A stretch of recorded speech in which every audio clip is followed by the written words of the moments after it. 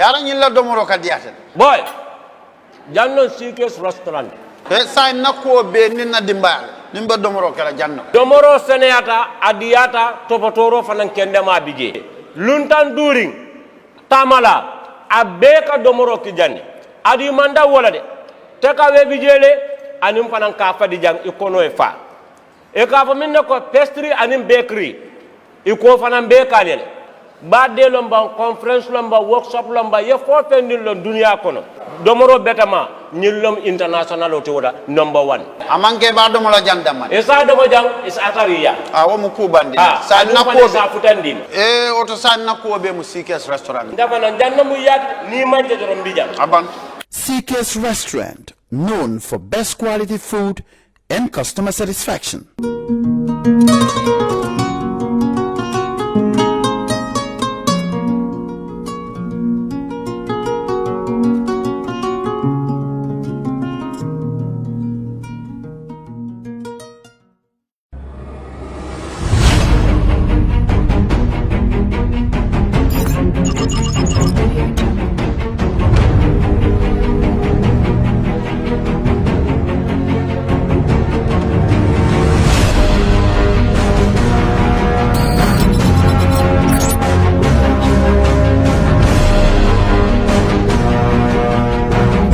In communication, connectivity is everything. We ensure that the links never sleep. Quantities and qualities, all in our data service, providing efficient, reliable voice and data service. We believe if you're not up to speed, then you're going backwards. Communications have to flow as fast as the speed of light. Whatever business you're in, having someone who understands your needs is critical. That is why we just don't offer you technology, we offer you solutions. Enjoy Gamcel's internet broadband anytime, anywhere. Your national operator, Gamcel, Yaibaram. All right. Honey.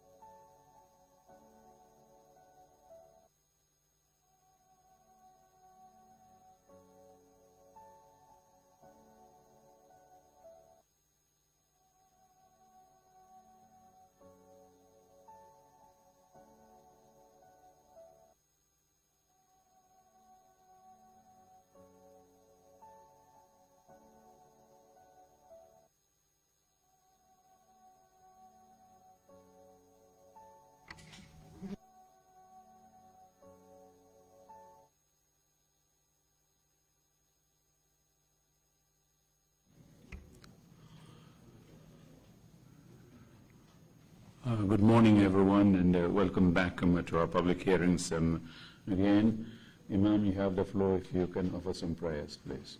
Thank you, Chair. Bismillahirrahmanirrahim. Alhamdulillahi Rabbil Alameen. Rahman Rahim Malik Yawmiddin. Iyyaka na'budu wa iyyaka nasta'in. Ihdina as-siratal mustaqim. Siratal ladzina an'amta 'alayhim. خير المغضوب عليهم ولا الضالين.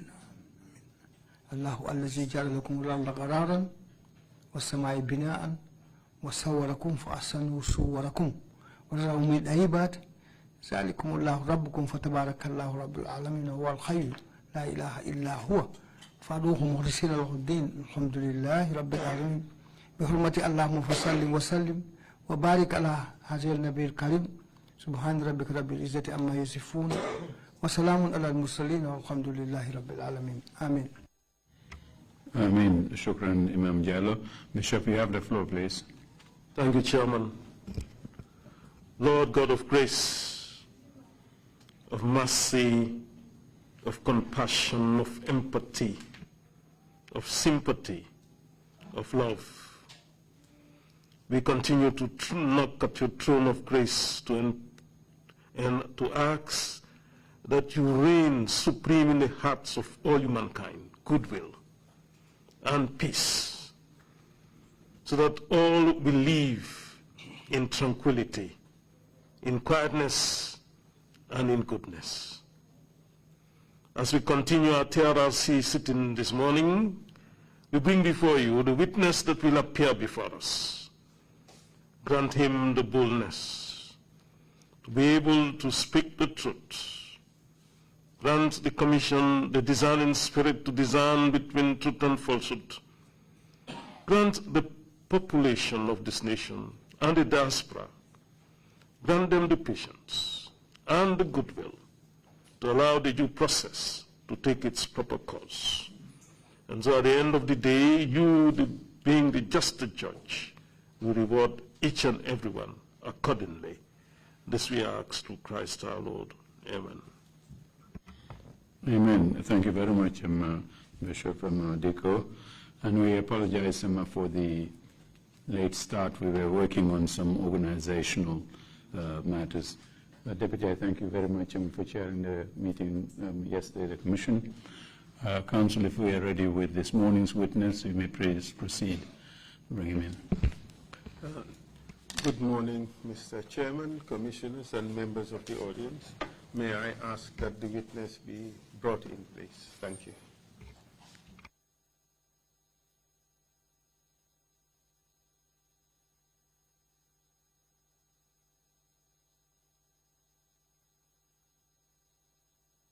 I'm here.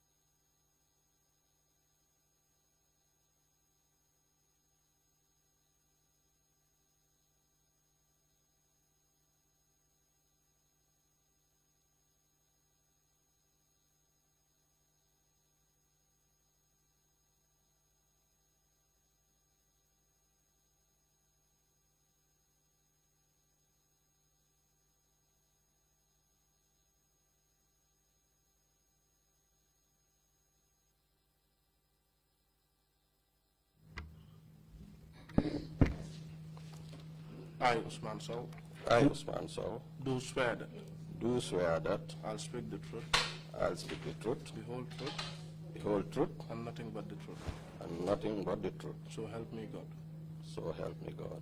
Thank you.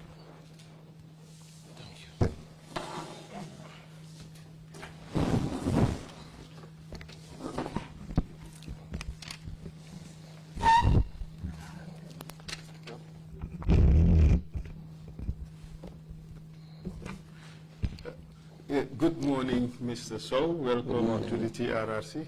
Mr. Sowe, maa ngi laa nuyu si suba si te di la dalal fii si TRRC. Thank you. Good morning, Mr. Lead Counsel.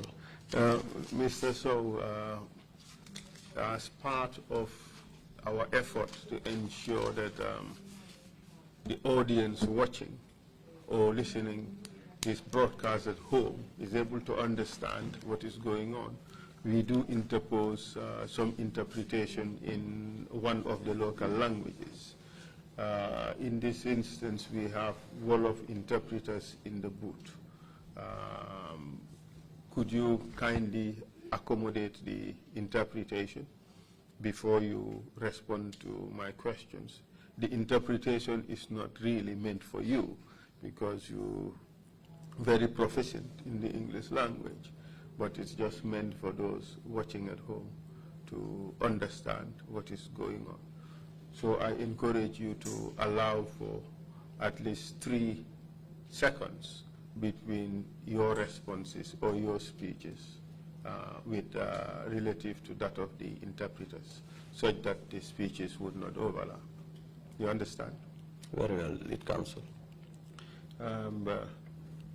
Preliminarily, you are to be advised that you have just taken an oath to speak the truth.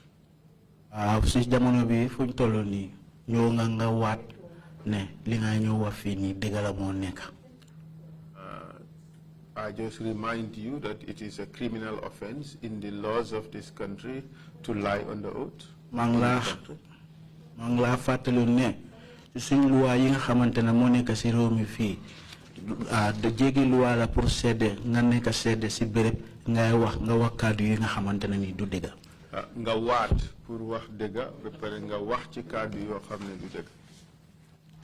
It is also an offense under the laws of this commission to provide false or misleading information. Te yaaxalu wala tam si commission bi pour nga garal fii kàddu yi nga xamante ne du dëgg wala kàddu yi nga xamante dafa leeral commission bi si seen liggéey. I hope that point is well noted. Foog naa loolu faxam nga ko bu baax. Well noted, lead counsel. Perhaps before you start your testimony, Mr. Sowe, yow Mr. Sowe bala nga door di garal fii sa ay kàddu. Perhaps it would be helpful to clarify your role here today. Dina baax trop pour ñu gën a leeral yow sa taxawaay fii tey. As it is well known, this is still part of the institutional hearing on the National Intelligence Agency. Te ni nga ko xamee rek moo nekk ne lii tey waxtaan muñ fee am fii li dafa dem si wàllu buntu liggéey kaay yi. No mooy waxtaan gi ñuy waxtaanee yenn ci buntu liggéeyukaay yi nekkoon ci réew mi bii nii ñu ngi ko def ci yëfi NIA mooy National Intelligence Agency mooy mbootaay googu moo ñu sas gestu yenn mbir yi xew ci réew mi dafa mel ni police waaye du police. Sorry, I had to do that to clarify. So this is part of the institutional hearing on the NIA. That is what I have just explained in Wolof. Thank you. And Mr. Sowe, being the Director General of the institution, obviously you are expected to testify before the commission. Comme que yow Mr. Sowe yow si bunti NIA bi yow yaa njiit li foofu léegi gis nañ ne yow war ngaa ñëw fii pour nga gaaral sa kàddu. Because there are a lot of issues that the Director General of this institution should be able to talk about.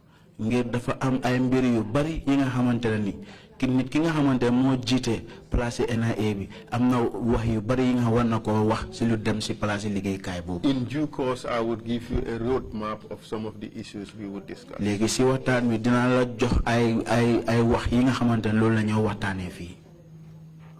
But that said, you are here today wearing 2 hats. Yaa ngi fii ñaari mbaxana nga sol fi nga tollu nii.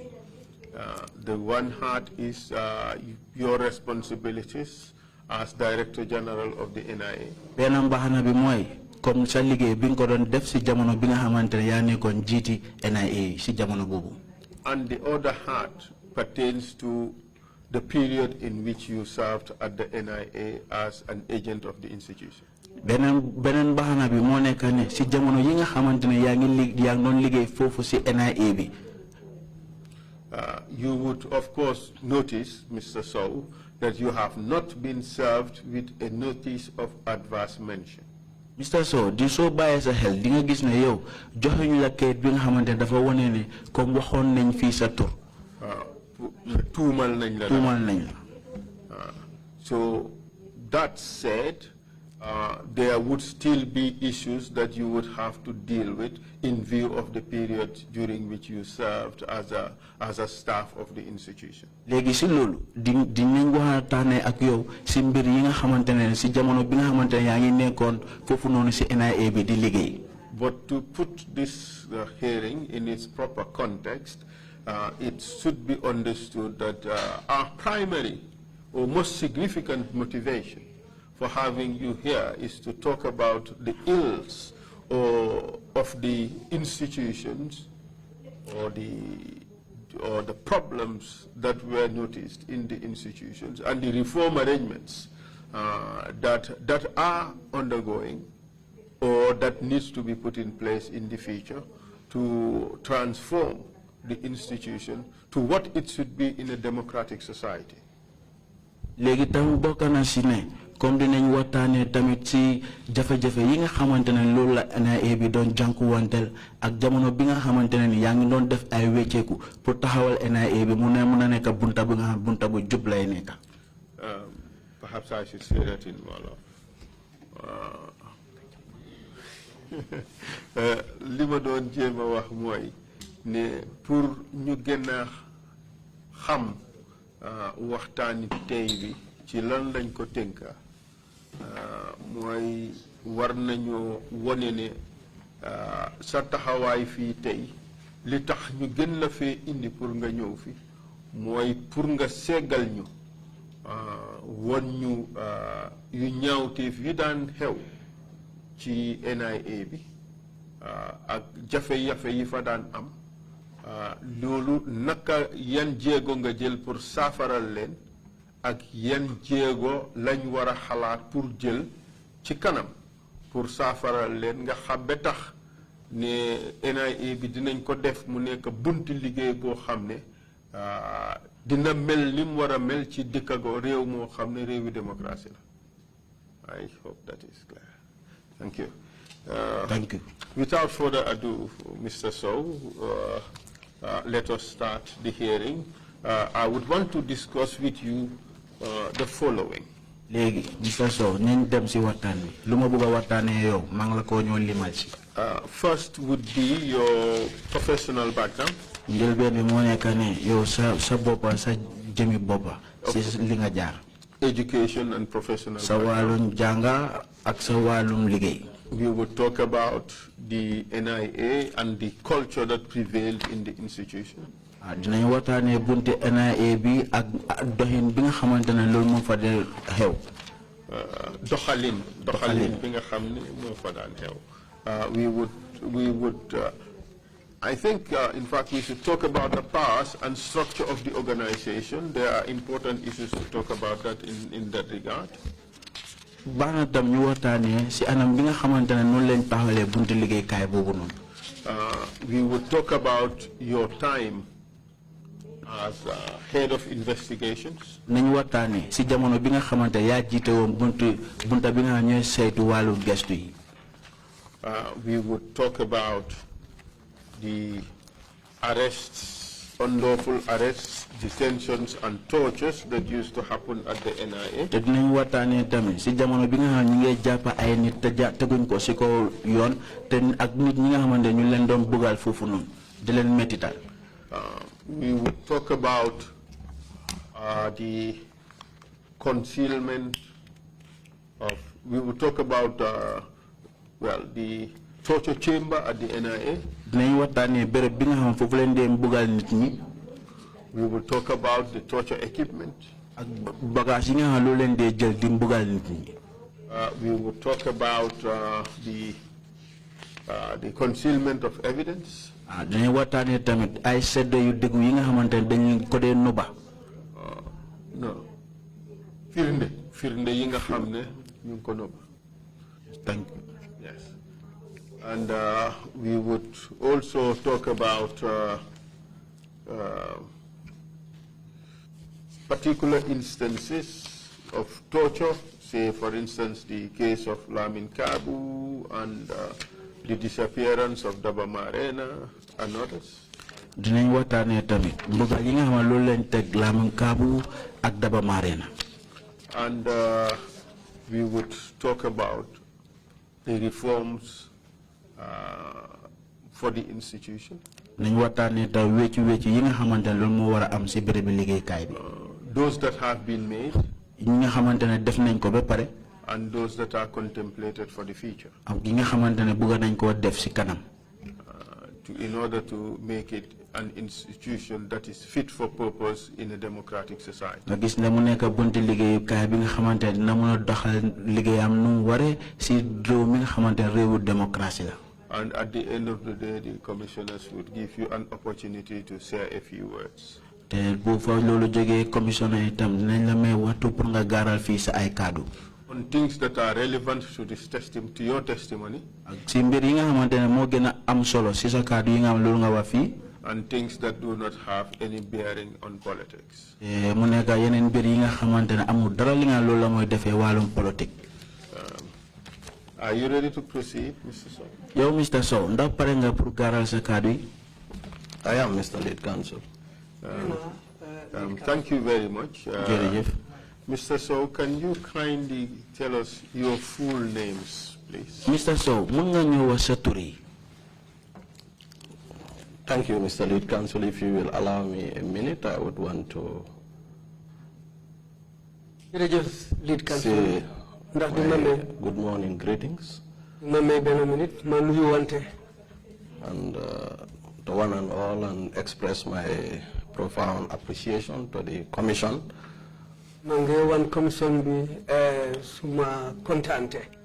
for the splendid facilities that have been put at my disposal since I arrived here this morning. Depuis bi ma accès fii tey ci suba taranga ak wane bu baax biñ ma wan fii bi ma ñëwee depuis suba ba waxtu bii nii. I wish to profoundly register that appreciation to the chairman of the commission and the rest. Loolu bëgg naa ko wan commission comme chairman bi ak ñi nga xam ne ñoom ñëpp ñu ngi bokk ci commission bi mu li nekk suma kontaante comme ni ma ko waxee. And the commissioners. Ak commissioner yi fi nekk yëpp. Thank you. Jërëjëf. My name is Ousman Sowe. Ma ngi tudd Ousman Sowe. Date and place of birth? Fan nga juddoo? Block 1972. Ma ngi juddoo block 1972. And where did you go to school? Fan nga defee sa jàngin? I went to Block Primary School. Block Primary School laa dooree. I did my entire primary school career. Foofu laa jàngee primary school bi yëpp.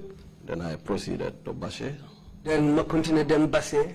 I did my O-levels. Foofu laa defee suma O-levels yi. Which school in Basse? One school si Basse? Nasir Ahmadiyya High School. Nasir Ahmadiyya High School bi nekk Basse. Then I proceeded to the Institute for Continuing Education where I did my A-levels.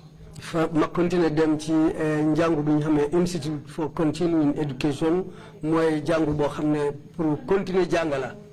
Then in 1995, I joined the University Extension Program, the UEP.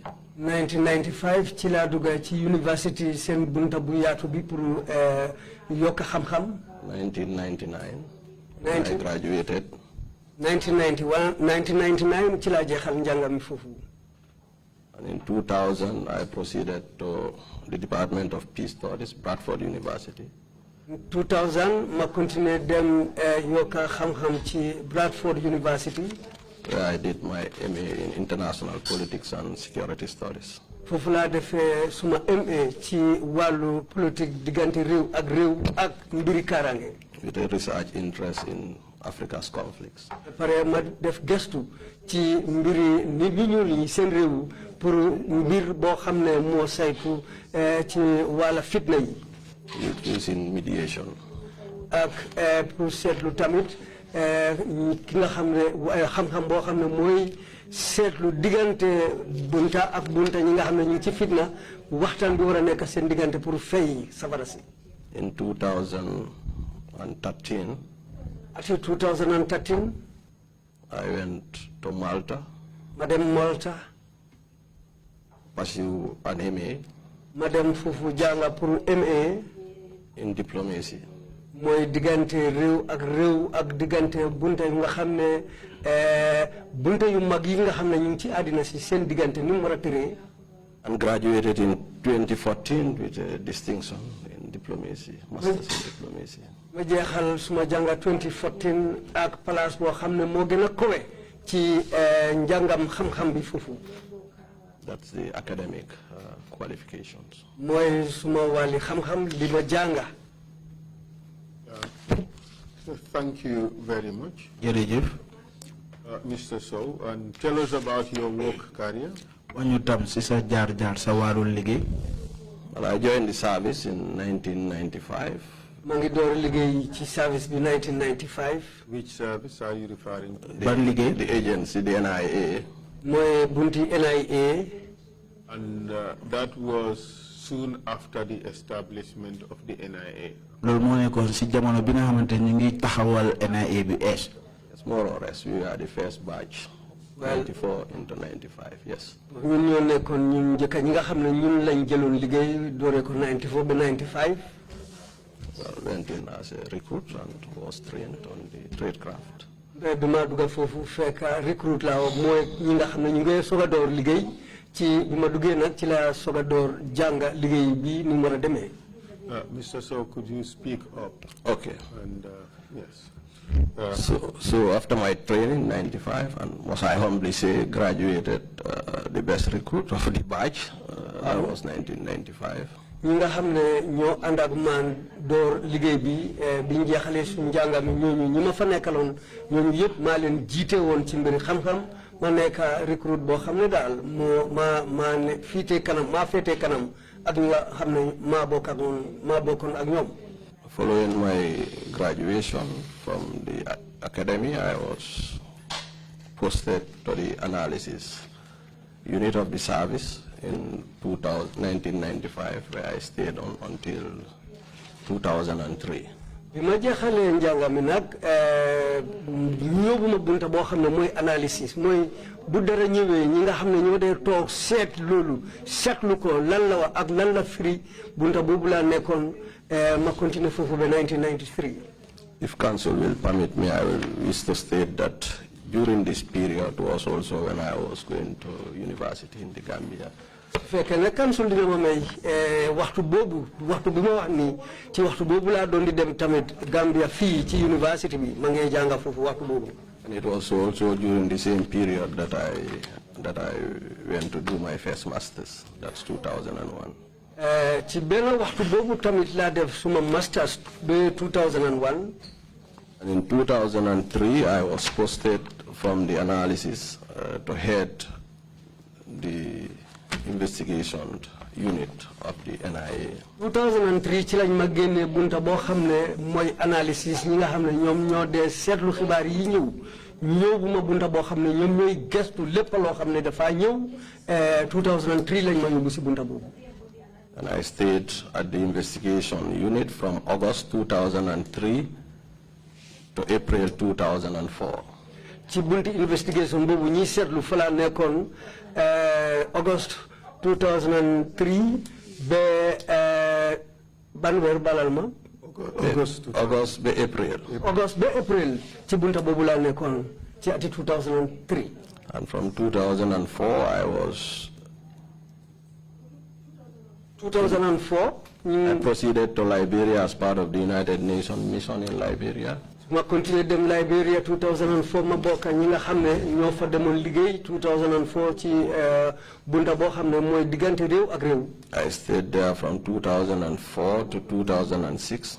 ma nekk foofu doore ko 2004 ba 2006. Working in the joint mission analysis cell of the mission. ma nekk ci bunta boo xam ne dañ ko bokka ñi nga xam ne dañ jógee ay réew ñu boole ñu pour bunta boo xam ne ñoom ñooy seetlu lépp loo xam ne mu ngay ñëw ci mbiri xibaar ak yeneen yi nga xam ne ñu ngi ko si foofu pour seetlu. where I served as an analyst.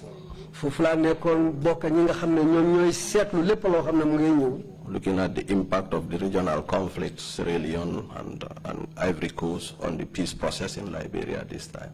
di seet tamit loolu xare boobu lan la isil réew yoo xam ne ñooy Ivory Coast ak Sierra Leone bi xare bi nekkee di dox biir Liberia. Vis-à-vis child soldiers, small arms, DDR, etc. di seetlu tamit mbiri gaanaay yi ak xale yi nga xam ne ñu ngi leen a téye di leen yóbbu pour dugal leen mbiri soldat ak yeneen affaire yi demee noonu. And in 2006, I returned home, back to the service, back to the NIA. 2006 ci laa ñëpp si ma dellu si waat si bunti benn liggéeykaay bi ma dugg ci liggéey bi na mu waree. And I was appointed the Director of External Security and Cooperation of the NIA then. ci lañ ma jël def ma njiit koo xam ne mooy jiite bunta boo xam ne mooy saytu diggante Gambie ak yeneen réew yi ci mbiri liggéey bi pour seetlu loo xam ne rek dafa ñëw ci suñu bunti liggéeykaay. In which capacity I served for 3 years. def na ñetti at ci bunta boobu. That is May 2006 to September 2009. mooy diggante May 2006 ba September 2009. Following which I was redeployed. gannaaw loolu lañ ma yóbbu beneen place. To the office of the president. mooy ma dem ci office président bi. As a deputy permanent secretary. ma nekk ki nga xam ne moo toppa ci tànki permanent secretary bi nekk ci office président bi. And I was there from September to December. foofu laa nekkoon loore ko September ba December. 2009. 2009. When I was subtly deployed to the police. ci lañ ma jëlee foofu yóbbu ma ci police ci diir bu gàtta laa fa def nag. 2 days, 3 days. mel ni ki ñaari fan ñetti fan. I was dismissed. ñu dàq ma. Arrested. ñu jàpp ma. Detained for 2 weeks at the NIA. ñu toogal ma benn place ñaari bés yu ay ca NIA. And I was released after the detention. après ci lañ ma soog a bàyyi ba ma fa defee ñaari bés yu ay yooyu. Shortly afterwards, I picked a job. ci diir bu gàtta bu ma fa jógee ci loolu ma ñëw amaat liggéey. As a general manager of a private training institute. ma ñëw nekk njiit ci bunta boo xam ne maa jiite bunta bi pour jàngale liggéeykat yi nekk ci bunta bi. Called ICOBAD. It was International College for Business and Human Resources Development. ñu ngi ko ooyee ICOBAD mooy njàngu moo xam ne bu diggante réew ak réew la pour fi ñu mën a jàngee mbiri njula ak yeneen yu demee noonu ci yooni xam-xam boobu. I served there for a period of about 10 months. nekk naa fa ci diiri fukki weer. Then I moved into banking. ci la bàyyi foofu ma dugg ci liggéey banque. At the First International Bank. ma ngi woon First International Bank. I initially served as a consultant on debt recovery. bi ma fa duggee li ma fa doon di liggéey mooy ki nga xam ne mooy liggéey ci mbiri xam-xam pour suñu lebalee nit ñi wala ñu xaalis bi jógee ci banque bi pour leble loolu naka la ñuy amatee xaalis boobu parce que yéenay def te su jafee pour amaat xaalis bi yan pexe la ñoo def pour amaat seen xaalis bi. And I was subsequently appointed the assistant manager for the same unit, the recovery unit. ci kanam si loolu laa nekk ba ñu ñëw jël ma topp ak ki nga xam ne mooy njiit li ci buntil benn liggéeykaay boobu ñi nga xam ne ñooy taxawal banque bi pour lépp lu génn naka la moo delluseewaat ci biir banque bi. Where I stayed on until August 2012. fa laa nekk ba August 2012. I moved on to the civil society, the NGOs, working for Action Aid. ci laa fa jógee ma dem ci mbootaay nga xam ne mooy mbootaay nit ñi xeet yi mooy Action Aid. I worked there as the governance manager, partnership and governance manager for ActionAid the Gambia. Fala neka ko xamni ci bunta bo xamne ñom ñoo saytu mbiri liggéey bi ni mu démé ak bunti ActionAid ak yeneen bunti liggéey kay ne seen bunti mbolo mi fala nekon served there until from August 2013 to April from August 2012 to April 2014. Wala neka dore ko August 2012 be April 2013. When I was recalled back to government, I remember then I was on an ActionAid mission in Uganda.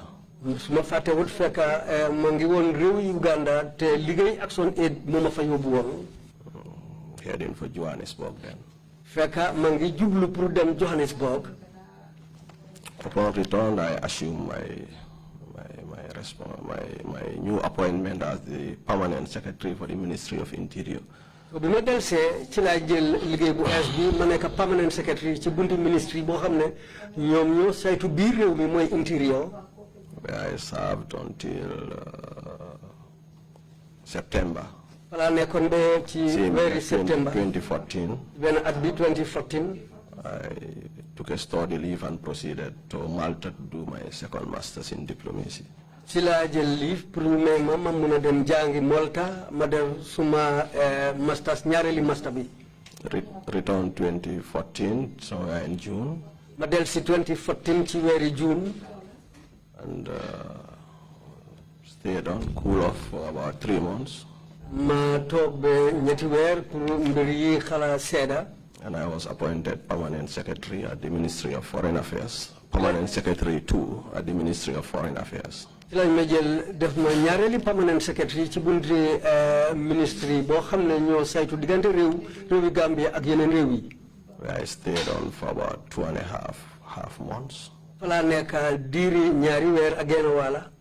Then I was redeployed to the Ministry of Environment and Climate Change as permanent secretary. Ci lañ ma yóbbuwaat ci beneen ministry boo xam ne ñoo saytu mbiri jaww ji ak wécceeku bii am mbir àddina boo xam ne mu ngi faaxee ko ci jaww ji. I stayed on from 2014 until 2017 when I was recalled by the new government to take up the appointment of Director General of the State Intelligence Service. Fala nekkoon ba dir 2014 ba biñ ma ooyee pour ma del si ñëw jëlaat njiit bunti liggéeykaay boo xam ne falaay nekk njiit ci bunti liggéeykaay bu ma nekk nii. Thank you, Mr. Lead Counsel. What date was that? Mu ne ban bés la woon? February 13th, 2017. Loolu mu ngi tombé February fukki fan ak ñetta ci 2017. It is therefore correct to say that from September 2009 mun nañoo wax ne weeri septembre lu ko dooree si weeri September 2009 to February 2017 dem February 2017 you did not work at the NIA. yow nekkuloo woon di liggéey si bunti NIA bi. That's correct. Loolu dëgg la. Mr. Lead Counsel. Dëgg la Lead Counsel. But that said, you joined the institution at its inception in 1995 as first batch, and then you left the institution in 2009. That's correct. Loolu dëgg la. And that would be about 15 years of service. Loolu soo ko xaymaa dafa noonu nekk na fukki at ak juróom yaa ngi liggéey. It would appear 14 years, but it would be 15. That mel na was the ni year you joined. That's correct, Lead Counsel. Loolu dëgg la Lead Counsel. And for an institution in which you worked for 15 years, you would definitely know that institution fairly well. Yow si bunti liggéeykaay bi nga xamante ne liggéey nga fa lu mut fukki at ak juróom léegi mun nañoo wax ne yow buntu liggéeykaay boobu xam nga ko bu baax. Supposedly, yes. Yeah, wow. Naam, dëgg la. I underlined the word supposedly.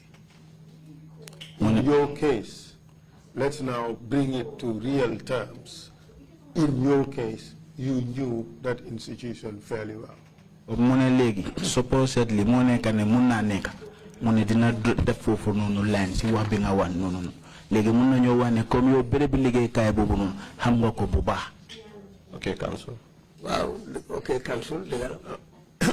In fact, you worked in several departments within that institution, correct? Yow sax liggéey nga si bunti NIA bobu non si bunta yi bari nga liggéey fofu non.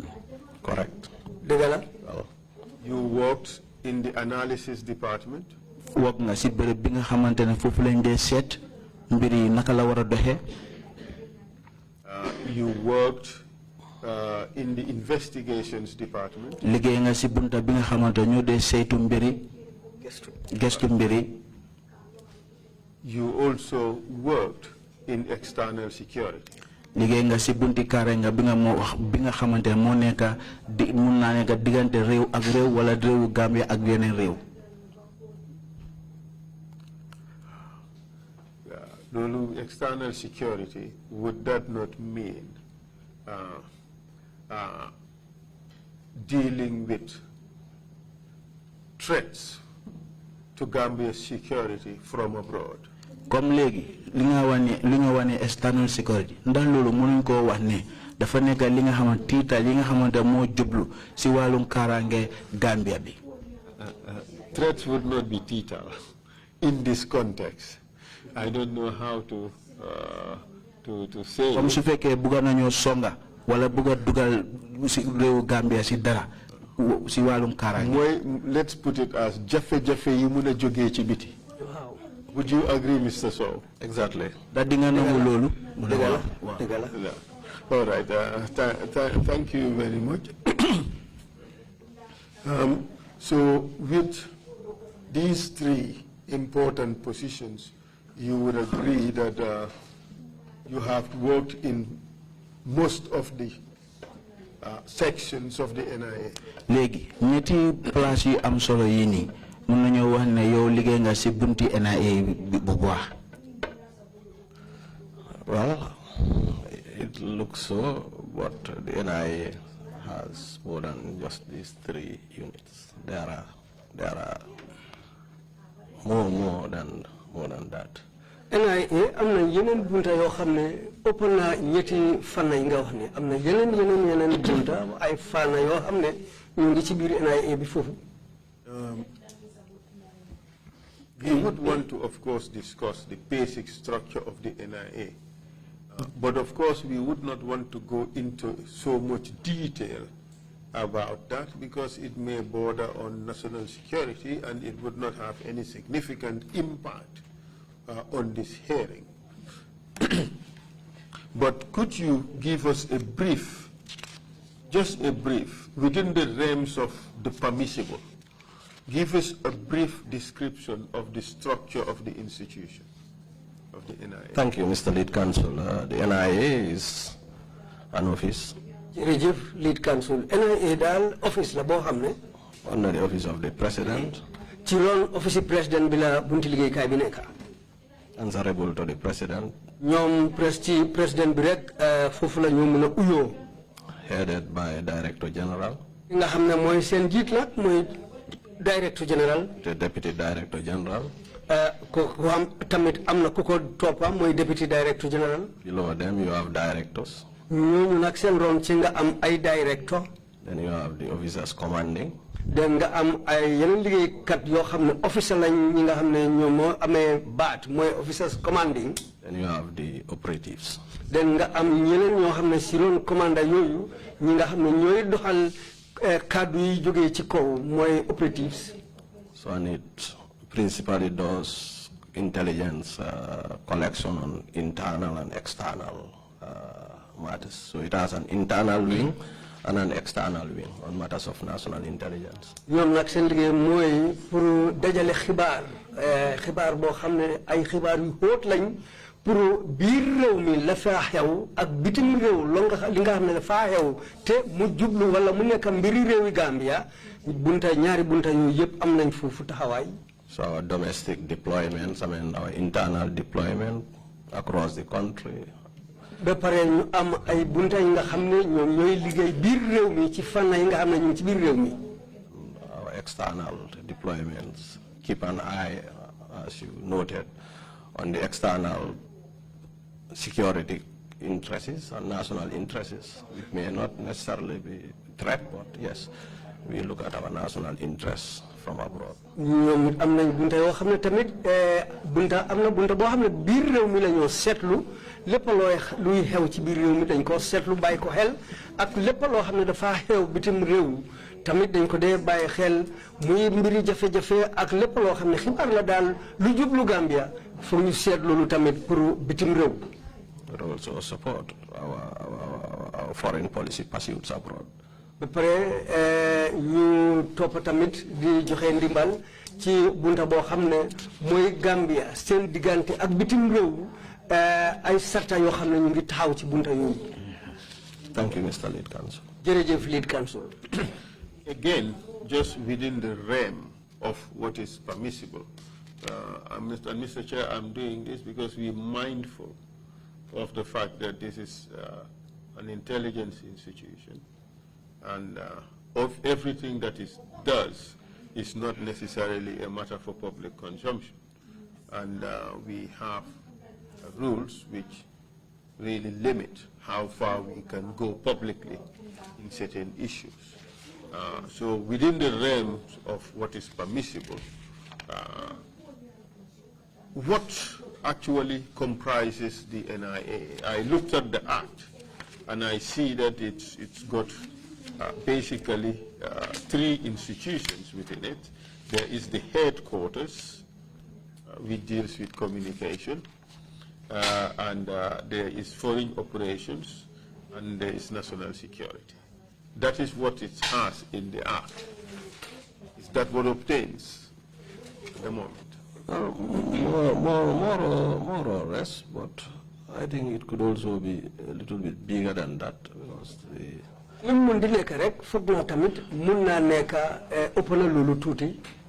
the institute, it's an institution that has administrative, functions.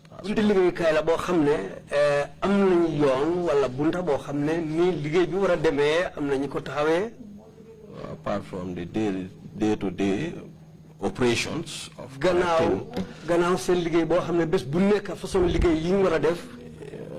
analyzing and disseminating the products.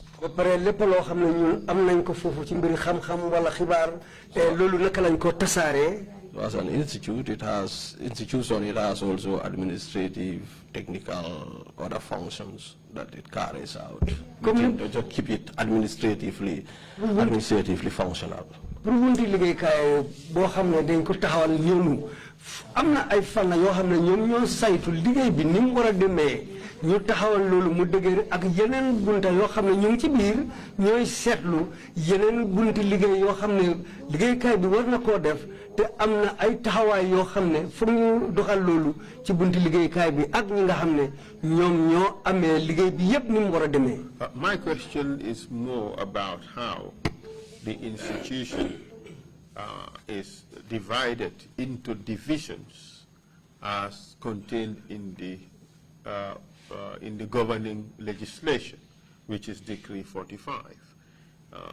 Do you still have it as it is in Section 11 of Decree 45, that the institution is divided into 3 divisions: national security, foreign operations, and National Communications Headquarters? Do you have those 3 divisions, or this arrangement is somewhat different? Well, the arrangement is such that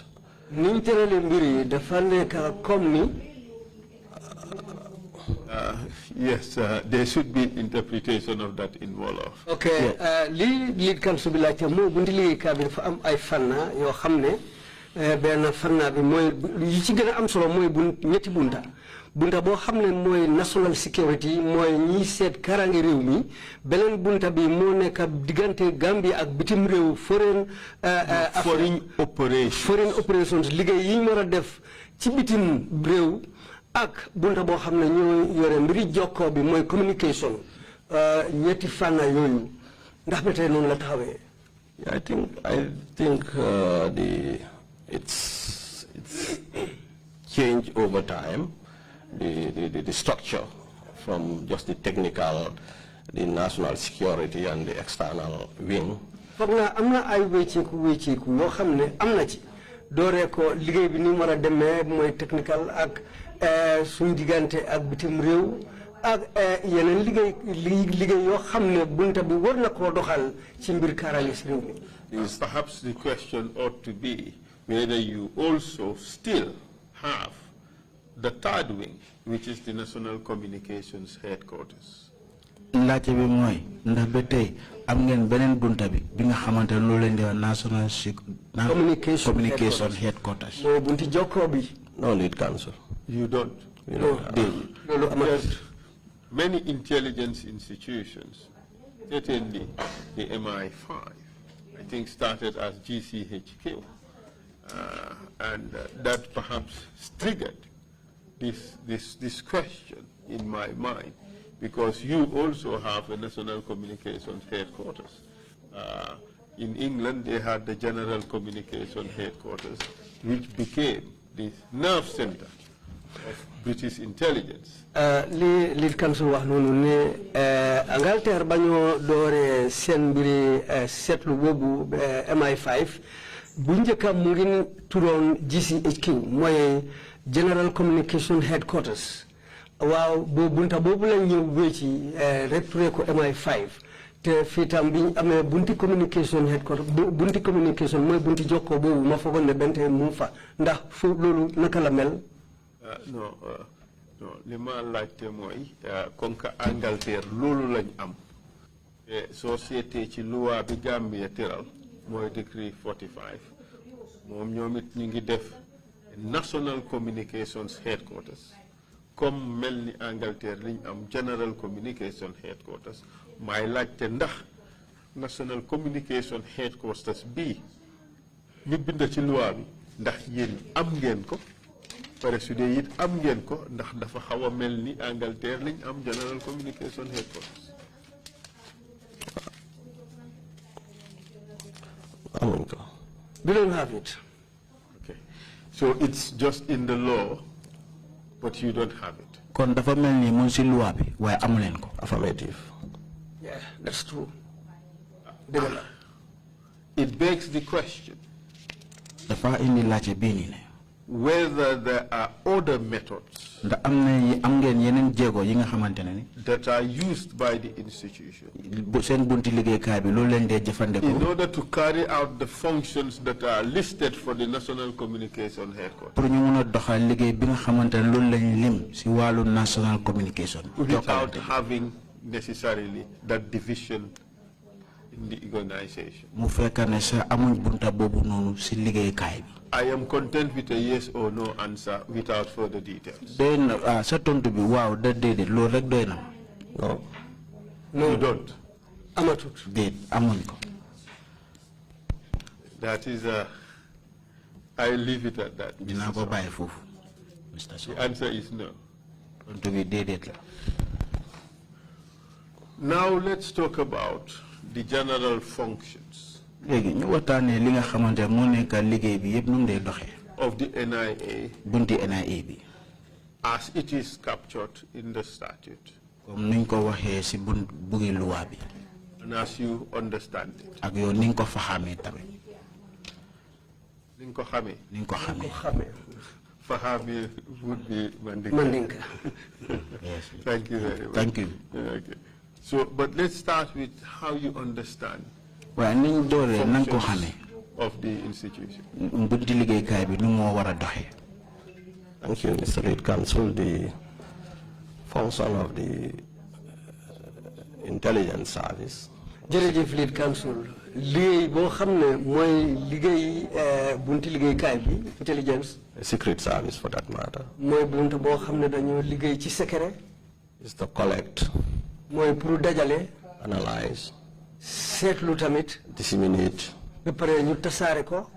information and intelligence. xibaar ak li nga xam ne mooy xam-xam bu xóot. regarding matters that are of threat. mbir yoo xam ne mun naa isi jafe-jafe. to national security interests of this country. pour isil ñu yaaxu ci mbiri kaaraange si réew mi. This is supposed to cover subversion. li bokk na ci nag mooy ñi nga xam ne ñu ngi taxaw ci ay yoon yu bon. Sabotage. ñi nga xam ne ñu ngi taxaw pour def yaaxa. Insurgencies. ak ñi nga xam ne ñu ngi pare pour si fitna si réew mi. Insurrections. ak ñi nga xam ne pare nañ pour ekkati xeex ci réew mi. Rebellions. ak ñi nga xam ne dañ pare pour bañ ci biir réew mi li nga xam ne dina mën a jur fitna. Espionnage. ak ñi nga xam ne ñu ngi taxaw pour di sàcc xibaar loo xam ne baaxul pour réew mi. Terrorism. ak ñi nga xam ne dañoo jóg pour isi ay tafaar yu garaaw ci biir réew mi. Drug trafficking. ak ñi nga xam ne ñu ngi taxaw pour di jaay drogue. Money laundering. ak ñi nga xam ne dañoo am xaalis ci yoon yu bon ba pare ñëw di ko dugal ci yoon yu baax pour setal xaalis bi. Those are hostile intelligence interests that the intelligence service keeps an eye on. yooyu bunta la boo xam ne liggéeykaay intelligence bi dañ ci dee bàyyi xel di ko seet. I noticed that you have included drug trafficking. gis naa ne bokk nga si li nga xamante moo nekk wàllum drogue di jaay di jënd drogue. Is the NIA involved? The NIA dañ bokk si loolu. Is it one of its functions? ndax daf ko jar involved in the detection and arrest of drug trafficking? ndax daf ko jar pour ñu bokk si li nga xamante ne pour xam. da bokk na si seen liggéey pour gestu si wàllum jaayi drogue ak di jënd tamit. I think in the realms of the threats that drugs could pose to national security. foog naa ci ay mbir yoo xam ne li nga xam ne mun naa isil réew mi jafe-jafe drogue ci yooyu la bokka. The intelligence service. ñi nga xam ne ñoo nekk si bunti liggéey secret. needs to collect. warugal la pour ñuy dajale xibaar yooyu. If you look at the effects in other countries around the world, without naming any specific country, either in the immediate region or in far countries from here, and seeing what the drug trade, hard drug trades, leads to in countries. The extent of subverting states, I think, from that standpoint, yes, hard drugs is an interest of the intelligence service. Boo seetloo yeneen réew yi fekk duñ tudda benn réew jaayam drogue su demee ba jéggi dayoo jafe-jafe yi moo isi si réew yooyu dañ ko war a bàyyi xel parce que gis nañ ci yeneen réew ay jafe-jafe yim isi réew yooyu kon nag suñ seetloo dafa war a nekk suñu warugal fii tamit ci bunti liggéey secret bi pour ñuy seetlu mbir yooyu parce que bëgguñ jafe-jafe yi xew ci yeneen réew yi ci mbiri jaayam drogue pour bu mu isi façon jafe-jafe yooyu pour si biir réew mi fii tam parce que mbir la boo xam ne façon problème yooyu la dee isil réew.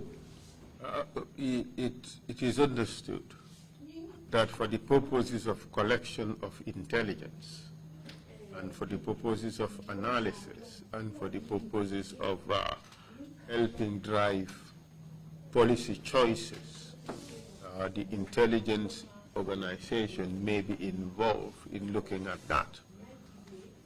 But it certainly, of course, not within this act, it does not have the power to be dealing with drug trafficking. Would you agree with that? Boo seetloo affaire yi niñ ko tëralee pour bàyyi ko xel seetlu ko ni moo doxee ak yeneen mbir yëpp yoo xam ne ñu ngi aju ci mbiri drogue boo ko seetloo loi bi ñu taxawal pour mbir boobu ci biir réew mi affaire yi mbiri drogue bokkut ci loi boobu pour suñu réew fii ni ñu ko tëralee ndax si fànn boobu tamit naka la mel. warugal li ci ëppa mooy di gestu mbir yi di dajale xibaar yi waaye nag bunti liggéeykaay bi nga xam ne moo war a jiitu ci yëfi mbiri drogue mooy National Drug Law Enforcement Agency waaye boobu mooy nekk mbootaay o bunti liggéey boo xam ne moom mooy jiitu ci mbir yooyu. That's what you said, correct? Yes, that's what I said. Thank you very much.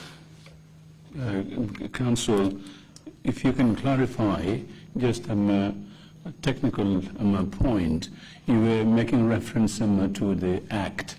I think it's the decree that you were referring to, and it's a 1995 decree. Yes.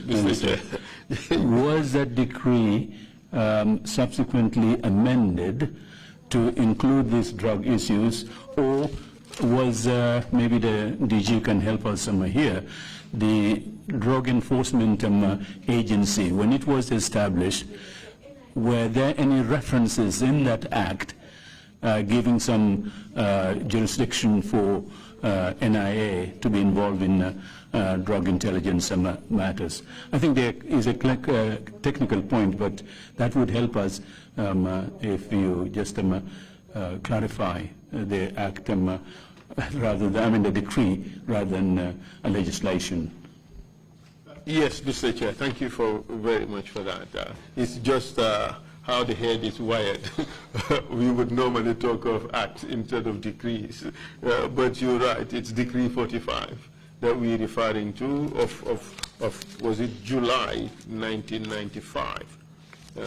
It's an AFPRC decree which has been saved by the Constitution of June 1995. So it's the existing law. But on the bigger question as to whether the institution would have also as part of its functions to deal with the issue of drug trafficking, perhaps I take that back to the DG to respond to. Yes, Mr.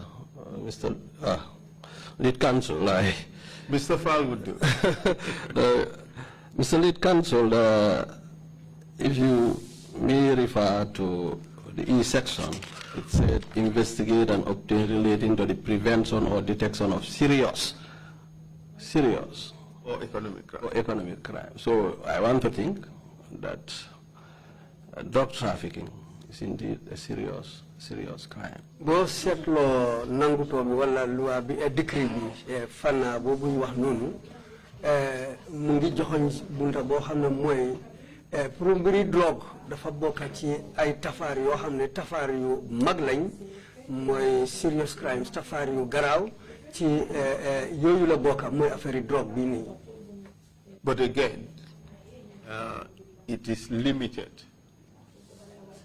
to investigate and obtain information.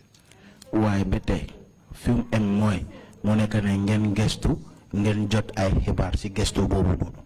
On these serious and economic crimes. Economic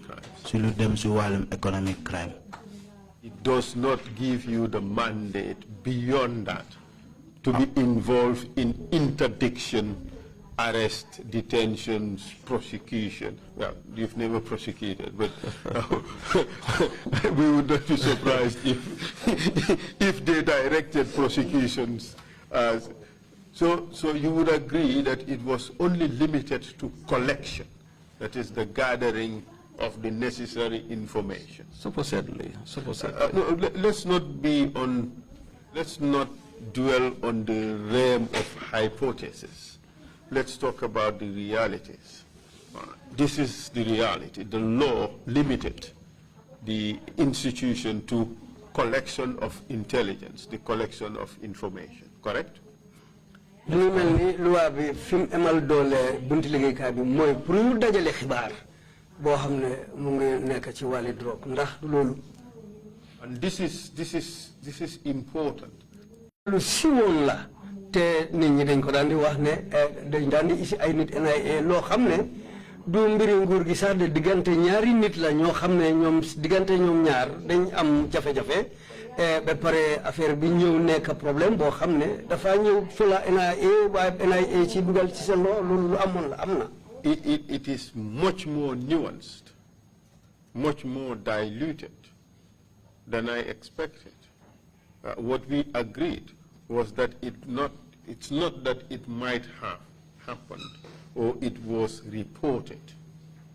My issue is that it used to happen. It was commonplace. It was well known that this used to happen. Do you agree with that? Comme lu ma la bëgg a wax mooy nekkul ne comme daf daan xew wala dañ ko daan report rek waaye dafa nekk li nga xamante ne dafa daan xew te nit ñi ñëpp xam nañ ne comme loolu daf daan xew foofu si NIA bi ndax nangu nga loolu.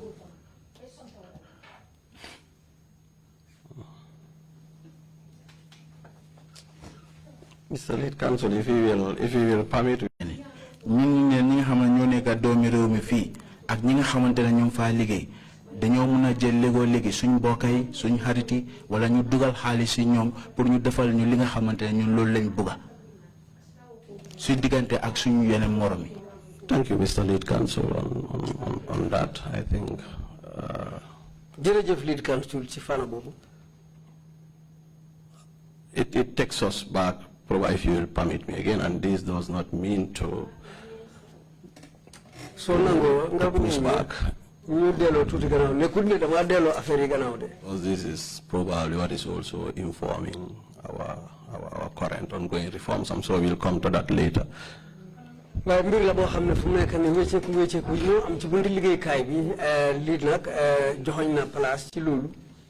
It's reported, it's heard, it's stated. Certainly this is not the business of an intelligence service. We all know that. The question is, was it happening at the NIA?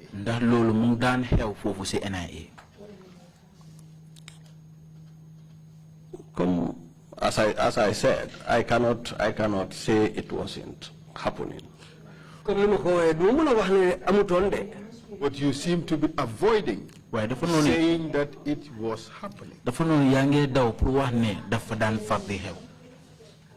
If saying it, Lead Counsel, if you will permit, if saying it without saying I've seen it happen suffice, yes, then it was happening. But did I?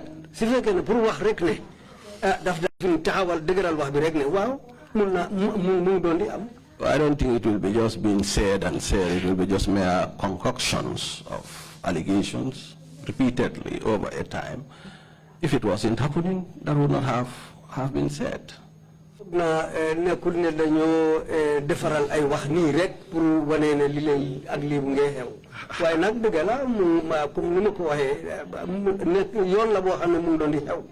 Well, maybe you're wearing your analyst hat at the moment. You're dissecting every word that you use and being extremely careful and being very calculating about everything.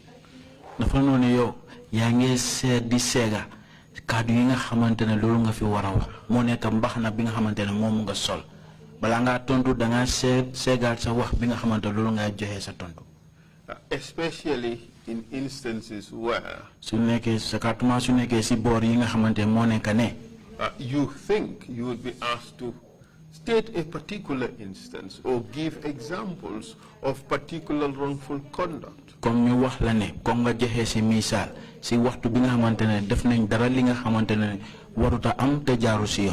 So you want to stray completely away from that. So you want to just dwell on generalities and avoid particularities.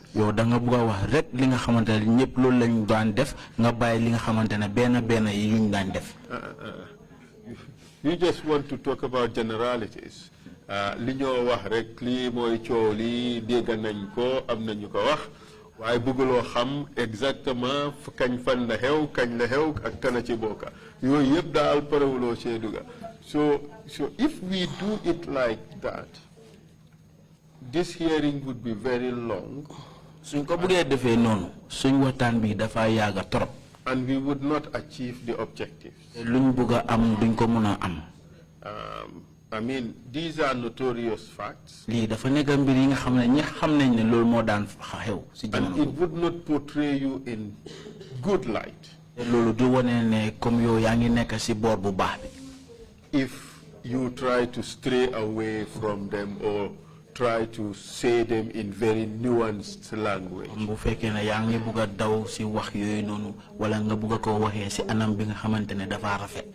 And your staff are to come and testify. You are setting the tone. Well, some of them may try to adopt your approach.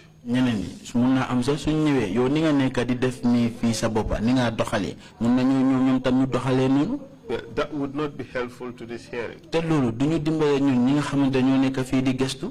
It would not give me pleasure to sit here to try to cross-examine you on issues that are definitely banal. I'm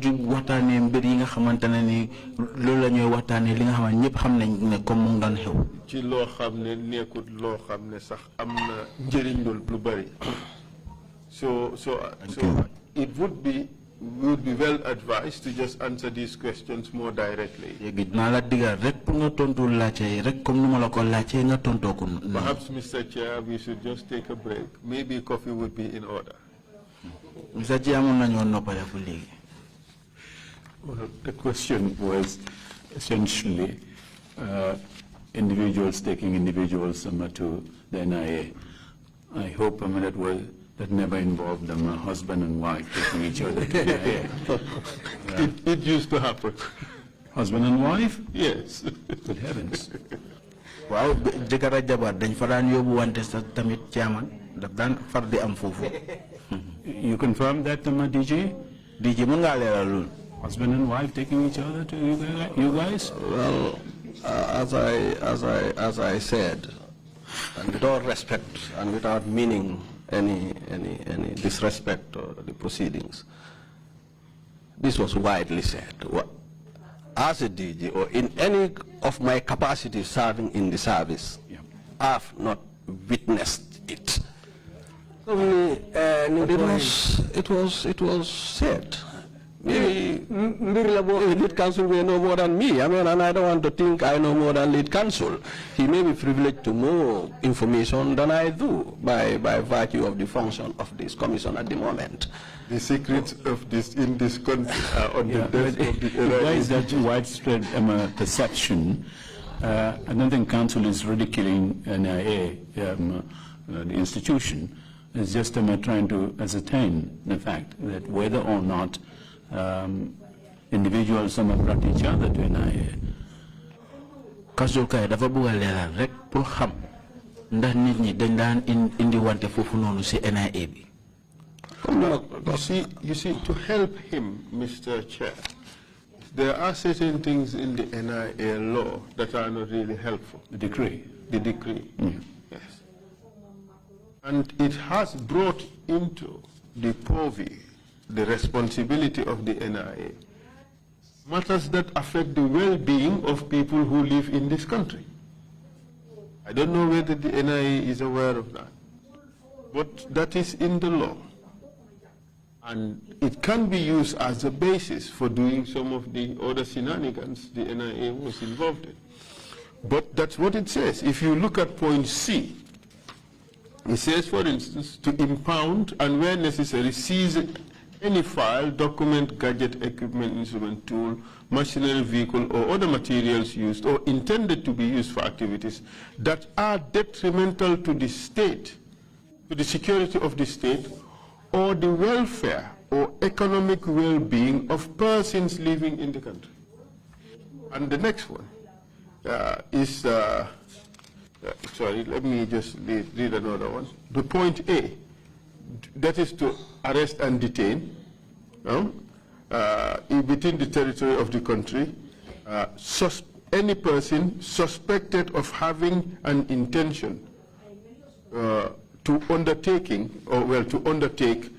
activities inimical to the security of the state or to the welfare or economic well-being of persons living in this state. So there is that element of the interest of a particular individual which the NIA can deal with. So perhaps I raise this issue for you to consider, as perhaps, and for the Commission to consider, as to whether in fact the NIA should be looking or should have the power to deal with such things that affects just me as a person, my economic interest or my well-being. Perhaps maybe that should more traditionally go to the police instead of to the NIA. But it's in the law. So and that is the reasons I asked this question. First, to establish that it was being done widely.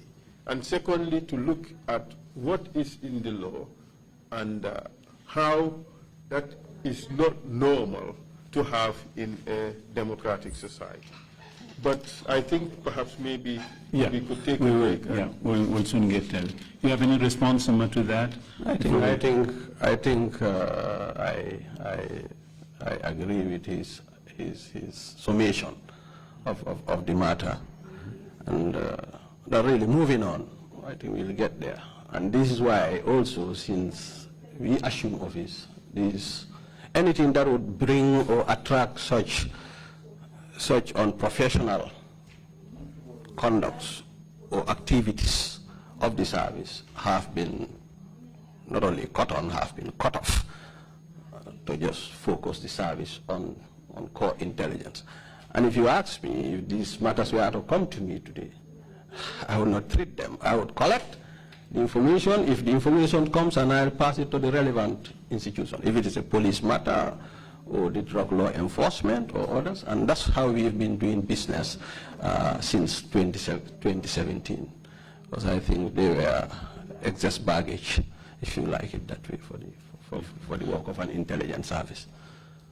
And let me bring you back. We're going to go for a 30-minute break now, but bring you back to the point about the absence of any reference in the decree to investigating drug trafficking. Is it possible for you to check and see if the drug enforcement agency, when it was established, if the Act gave you any competence, gave NIA any competence in drug investigations or drug trafficking investigations? That perhaps would be supplementary to the decree that the Council referred to. Maybe if you can help us with that one, if there was any reference in the drug enforcement agency law when it was established, that would help us understand the expansion of your competence into drug trafficking. We will take a 30-minute break and come back at 12:30. Meeting's adjourned. Thank you.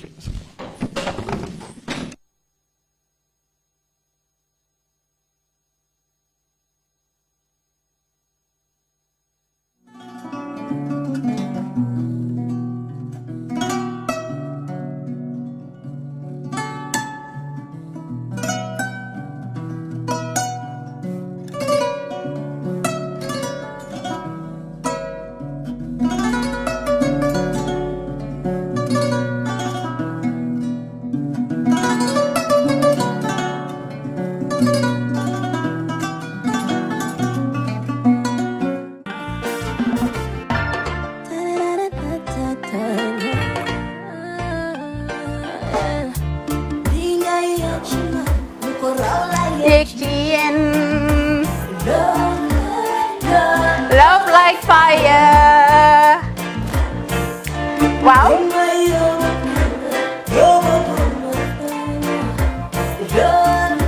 Love like fire. Xam ngeen rek affaire bi xam ngeen fan la? Skincare la. 2020 lañ wax de. Waaw. Fii nag mooy Kerr fan, Kerr zero tache. Perfect skin. Skincare saa su ne rek niñ ko dee defee rek. Loo lañ soxlaati rek. Maanaam bu ngeen am problème ci seen skin, yéen xam ngeen fan la. Fii ngeen di ñëw. Suma xarit yeeg am di jàmm yi nga xam ne taas daf lañ sonaloon, xam nga doon xeesal ba la ka xum éneew ma lañ ko nag waaye just in case comme ni ko gars yi di waxee rek en cas just in case loolu xew xam ngeen fi ngeen di ñëw skincare plus si yu baax rek la ñoo dox nag ay baax rek fu ne la ñoo dem ci réew mi di lañ indi rek nag products yu baax du Paris du Italie du USA du fi mu nekk nii sax boole nañ ci nag Sweden fu nekk lañ leen a indi les products bu dee tamit nag da nga ñuul rek ñu lay jamaa natural beauty that melanin dripping we do have stuff for you as well emuñ si skincare products rek ñu ngi ci cuub yi tamit fu ne la ñoo jaar in fact sax last commercial bi ñu defoon waxuñ leen woon dañoo dox ci ay kawar 9A grade rek nag waaw we do have bundles as well hair si lu ne la ñoo dox ñun ñu ngi ci rafetal jigéen rek luy taaral jigéen rek waaw boo leen di tukki tamit bëggoon rek classic suitcase dañoo dox ci ay Samsonite duñ dee indi any brand of suitcases though other than Samsonite comme li ma dee wax rek boo eggee airport diri Samsonite dafa am nuñ laa xoolee waaw ngeen ne lan nag waaw skin ci moom la ñu gën a xamee nag skin care products ci moom la ñu gën a xamee ñu ngi dox tamit bentee tamit si ay dàlla man nag skin care mooy suma specialty xam nga rek jigéen bu sa xar kanam réglé loo def mu jag am nañ Patricia Reiner Kiwi Eye the whole range Lighten Up Gold Tomatine I mean the list can just go on and on and on and on lépp loo xam ne rek luy taaral jigéen la ci yooyu rek la ñoo dox skin care plus nag emuñ si Gambia rek ñu nga United States ñu ngi Gambia fii ba pare bu dee yaa ngi anywhere in Europe mun nañ la ko mail within 3 days rek ñetti fan rek nga jot say diw emuñ si loolu rek dañ laa consult tamit balaa ñu laa jaay diw dinañ def a free consultation pour wax la rek exactly li nga xam ne moo méngoo ak sa kanam dinañ leen wax tamit ne rek am nañ perfumes fragrances men's shirts accessories we do dresses as well we do blouses I mean we do shoes name it we do them Skincare Plus 2020 is our year of perfection zero task fi mu nekk nii réew mi fii kenn waratu fi task kenn waratu fi am problème kanam kenn waratu fi am problème yu picca boo ko amee dafa fekk ne rek ñëwuloo ci place bi fii. Love like fire. Bring my yobo good my fine. Love like fire.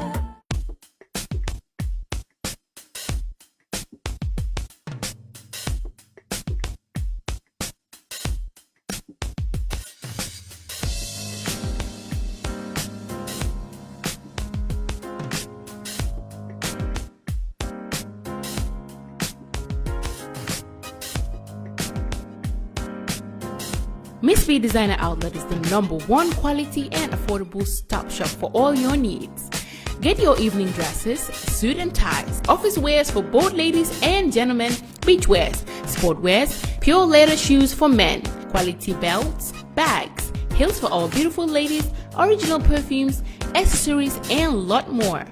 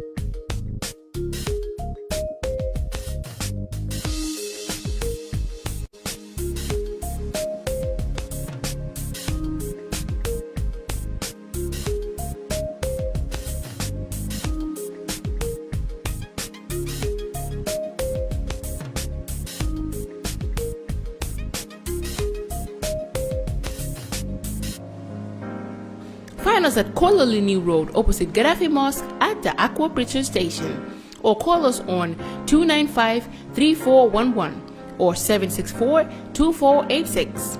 Miss B Designer Outlet. Shop right, look good.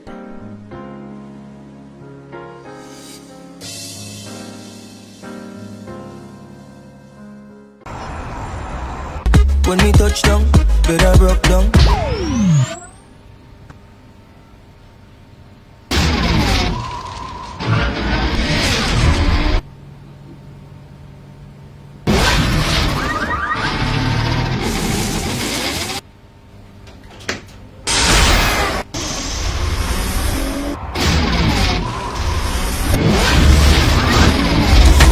Gamtel G-Fiber, now you can enjoy super fast internet in gigabytes. G-Fiber is affordable, stable, secured, and accessible to homes, businesses, and enterprises. With Gamtel G-Fiber, the future is speed. Gamtel, creating a brighter future in communication. That's how she became mine and see the